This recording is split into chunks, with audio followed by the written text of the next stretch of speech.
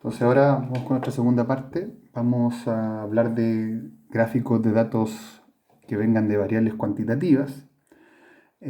Antes de eso, tenemos que entender que uno de los grandes objetivos para construir un tipo de gráfico de este tipo es mostrar qué tan distribuidos están los datos. Entonces tenemos que pasar por ese concepto que se llama distribución. Al hablar de distribución de datos, uno tiene que entender que el gráfico nos tiene que mostrar algo descriptivo de la muestra, que ojalá nos pudiese ilustrar respecto al patrón de variabilidad que tiene, si hay diferencias, si los datos están agrupados en torno a algún número en particular, ver si los datos son muy dispersos, eh, ver si está en forma decreciente, creciente, o sea, mostrar cualquier cosa que signifique variabilidad, y eso se llama distribución, ¿ya? A partir de eso, nuestro primer gráfico que vamos a estudiar es lo que se llama la gráfica de puntos, un gráfico que eh, quizá no aparece tanto, pero es importante en algunos casos. Primero el gráfico de puntos, cada valor de la variable va a ser asignado por un puntito a partir de una escala de valores y después vamos a entender que en otra escala va a haber la frecuencia con que aparece ese dato. Vamos a ver el ejemplo en realidad porque hay que entender que estas escalas pueden ser horizontales o verticales, pero veamos con un ejemplo y nos vamos a dar cuenta qué simple es esto. Ojo, este ejemplo vamos a trabajar bastante en este capítulo. Eh, Ahí están los resultados de 19 notas de un examen. Entender que en esta escala son puntajes de 0 a 100, o incluso porcentaje, y ahí están distribuidos, de más o menos 50 hasta cerca de 100, 96 creo que es el máximo. Y si se dan cuenta, hay algunos repetidos, ¿fijan? Y eso aparecen, por ejemplo, 76 aparece hartas veces, entonces ahí aparece 76 tres veces. ¿Se fijan? O sea, tiene mayor frecuencia. Y cada dato tiene un punto. Y si uno ve la figura, si uno ve el conjunto de puntos de manera mucho más detallada, miren, se dan cuenta que si uno lo ve como un conjunto, hay como una distribución, hay como una forma. Si uno pudiese darle una estructura por fuera, como que al principio hay unos datos dispersos y como que esto crece al medio, en torno al 70 y tanto, a los 70, y después va bajando. Eso se llama distribución, por decirlo de algún modo. Y ahí hay un comentario, entonces fíjense que los datos están apiñados o agrupados cerca del centro y más dispersos cerca de los extremos. Entonces eso es lo que hablábamos de distribución.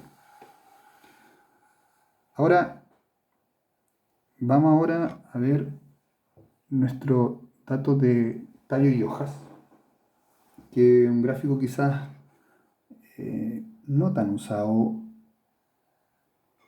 comúnmente, pero sirve para, de alguna manera, agrupar datos que tengan decenas o centenas.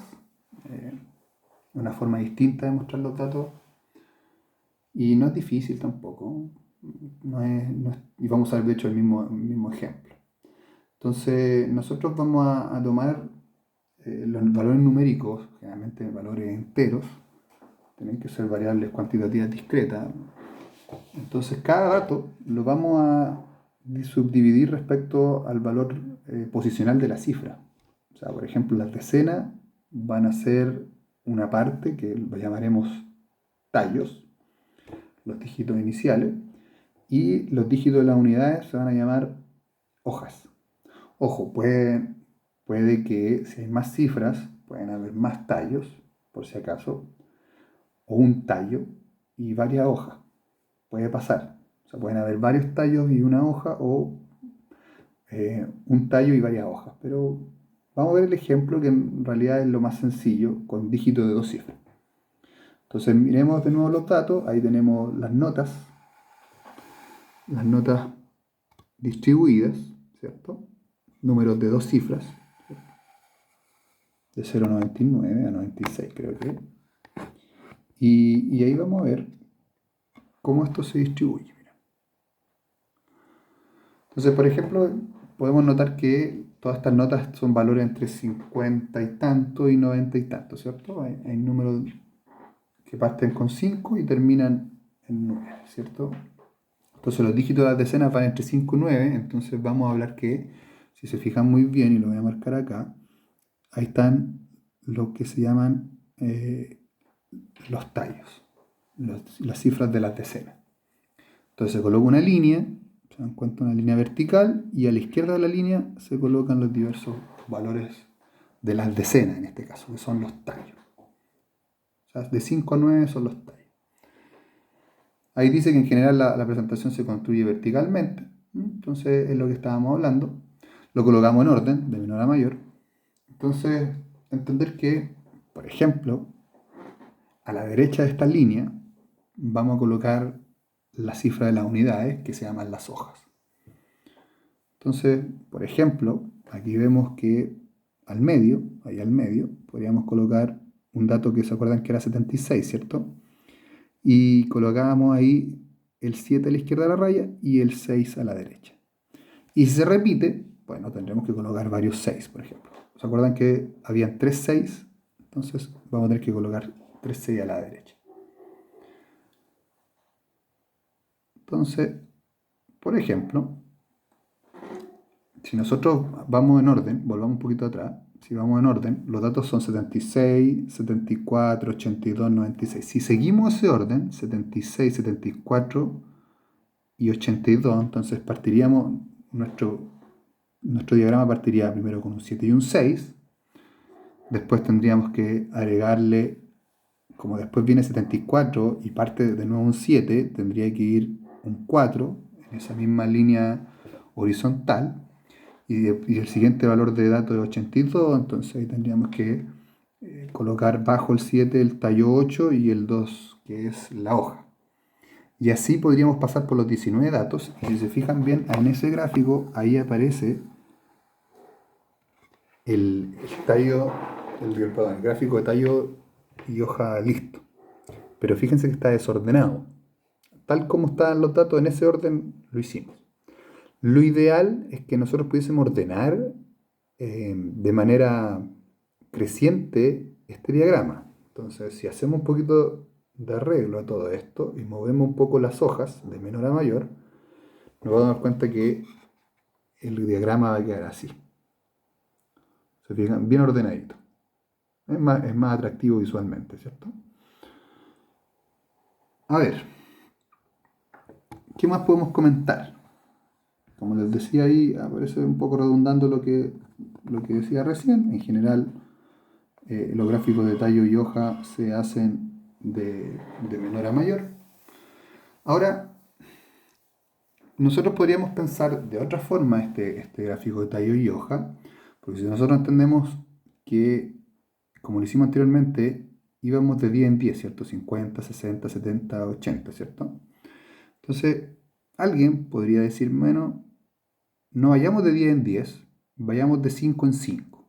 Entonces eso genera que estos tallos se subdividan en partes. Entonces estas mismas notas, por ejemplo, podríamos darnos cuenta que si vamos de esa manera, habría un tallo que parte en 5, ¿cierto? Iría de 50 a 54, después de 55 a 59, el tallo 5. Después el tallo 6 sería 60-64 uno, 65-69 otro, 70-74 y así para abajo. Y fíjense en el gráfico, si lo miran al revés. Si nosotros diéramos vuelta a esto, te girarían esto a la cabeza, podemos ver la distribución. Esa distribución, fíjense, ahí lo voy a marcar, es como así. Si uno lo mirara al revés, es como que estuviese distribuido así. Lo mismo que hablábamos recién. Agrupado en los extremos, perdón, sí, agrupado en el centro y más disperso en los extremos. ¿Se fijan? Pero en general nosotros no vamos a trabajar subdivisiones del tallo y hoja, ¿no? En general, uno tiene que entender que los gráficos más interesantes son los que vienen a continuación.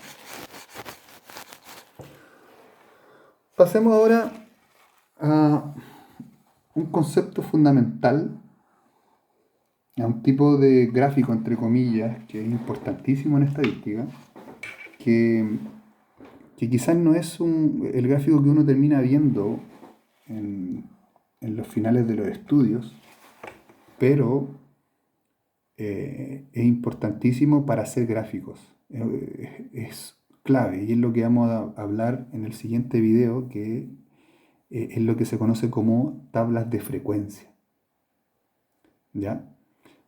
Para terminar, eh, es bastante usual que, que los gráficos que nosotros vamos a estar trabajando nos demos cuenta que una buena porción de ellos, o una gran mayoría de los datos, estén centrados en torno a un valor fijo. Es como que si todos tendieran a un valor en particular, o que estuviesen agrupados al medio o agrupados a alguno de los extremos. Es bastante normal que nosotros encontremos que los datos estén agrupados en torno a algún valor. Y, y quizás a partir del centro tener una buena concentración de datos, y en los extremos, en uno o en los dos, ver que hay más dispersión. Eso es súper común. ¿Ya?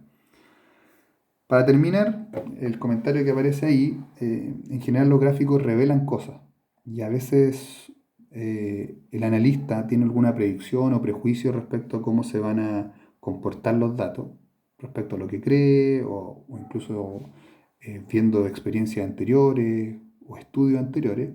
Entonces el analista dice: los datos me salieron parecidos a lo que yo pensaba, o derechamente no me salieron nada que ver a lo que estaba anticipado.